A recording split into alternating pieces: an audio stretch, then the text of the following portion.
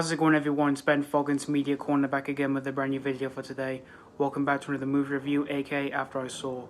This time for this new episode for this series is going to be my review on the 2024 superhero film, and this is the 34th installment to the MCU, and also a sequel to this film series that began since 2016, and that is Deadpool and Wolverine. This film was directed by Shawn Levy, who you may know him as the director of Free Guy and also being one of the producers of the Netflix series Stranger Things. And in this film, we see that Deadpool, once again played by Reynolds, has been offered a place in the Marvel Cinematic Universe by the TVA, but instead he recruits a variant of Wolverine, who's played by Hugh Jackman, to save his universe from extinction. So that's pretty much the story of Deadpool and Wolverine. Now, of course, this movie was one of my most anticipated movies of this year. And when it comes to the Deadpool movies, the first movie, which came out in 2016, I had a lot of fun with that movie. It was one of my favorite superhero movies to be released that year and also being one of my favorite movies of 2016.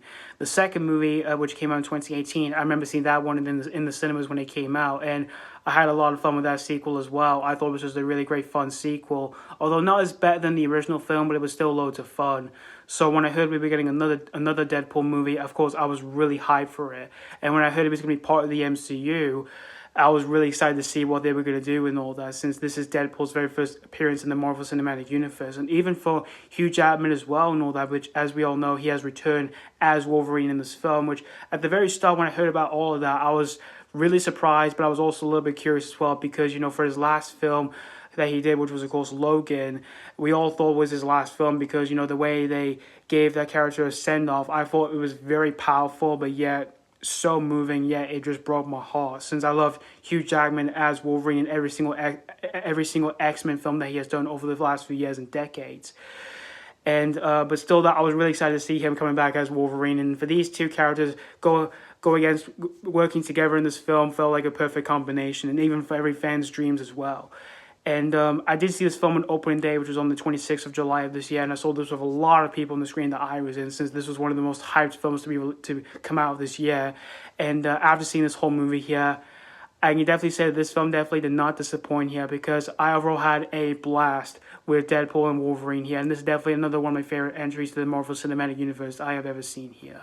Of course, when it comes to Ryan Reynolds as Wade Wilson / Deadpool, he's just once again excellent and yet absolutely hilarious in this movie. And yet this film dives furthermore deep into his character in this film, which I really like those aspects, which I really felt for him, because he feels like he's alone in this universe despite having friends. He just feels like his relationship with them just aren't that strong here for him.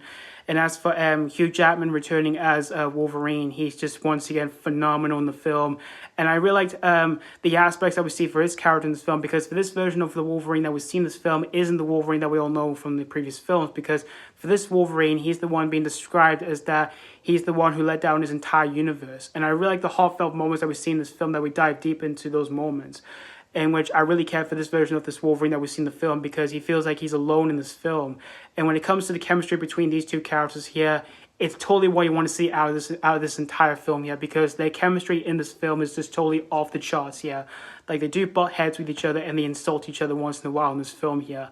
And as for everyone else in the film, you've got Emma Corrin as the villain, Cassandra Nova. I thought they were really good in the film here.